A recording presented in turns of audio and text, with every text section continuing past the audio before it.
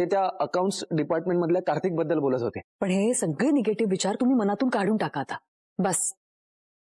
तुम्ही जीवा आहात आणि जी लोक आज तुम्हाला नावं ठेवतात ना, उद्या तीच लोक अभिमानाने तुम्हाला त्यांच्यात घेतील. बघा तुम्ही, आपण मदतीचा हात पुढे केला की ते आपोआप मैत्रीचा हात पुढे करतील.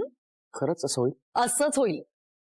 आणि आता खा पटापट, मी पटकन इडली घेऊन येते तुमच्या. अगं ए बास, आलेच. चकाचक बाई, अगं सगळ्या इडल्या काय माझ्यावरच संपवणारस का तू? Yes yes yes mister Bedekar.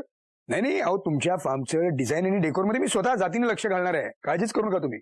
हो लवकरात लवकर तुम्हाला प्रेझेंटेशन मिळेल. ओके या या या yeah okay yeah bye bye bye. Have a nice day. Bye.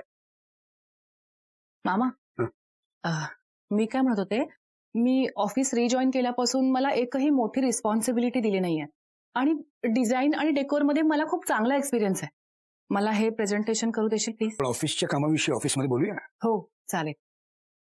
I hope तू स्वतः मला ऑफिसमध्ये बोलवशील आणि हे प्रेझेंटेशन देऊ देशील.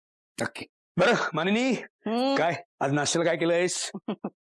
काल जो तुम्ही ठेला लावला होता आणि पाणीपुरी केली होती, आज मी काय करते, याचा गमचा करते आणि तुम्हाला नाश्त्याला शेवपुरी देते. नाही नाही, पण काही म्हण मानिनी, मी काल असं म्हणजे सगळं छान बेरिंग वगैरे पकडून जे काही केलं ना, ते तुला काही जमणार नाही. हा ते बरोबर आहे, कारण नाटकीपणा करणं देशमुखांनाच जमतं ना. आमच्या कुलकर्ण्यांकडे कोणी नाटकं करत नाही. केलास कुचकीपणा केलास. नाही पण काल धमाल आली की नाही मला सांग. आली खरी.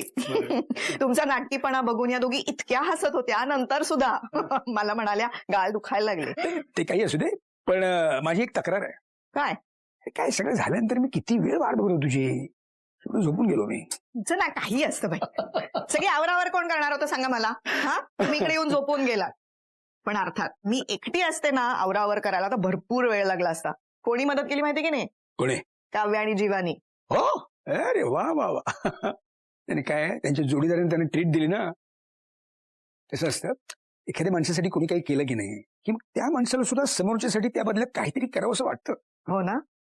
मग हे जे तुम्ही म्हणताय तेच जीवाच्या बाबतीत विचार करून बघा ना.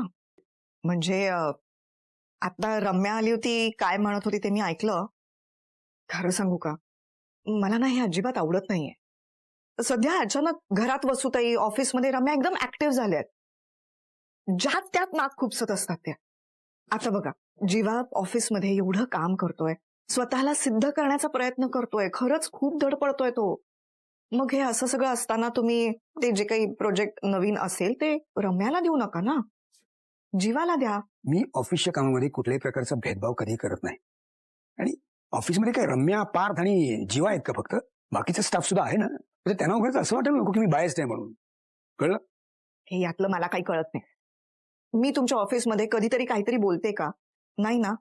मग आता मी जे म्हणते ते त्यावर तुम्ही विचार तरी करा. ते काव्यार्थ डिझाईनचं मंगळसूत्र बनवायला टाकलं होतं, ते कुठपर्यंत आलं? हरकत नाही, कळवा मला.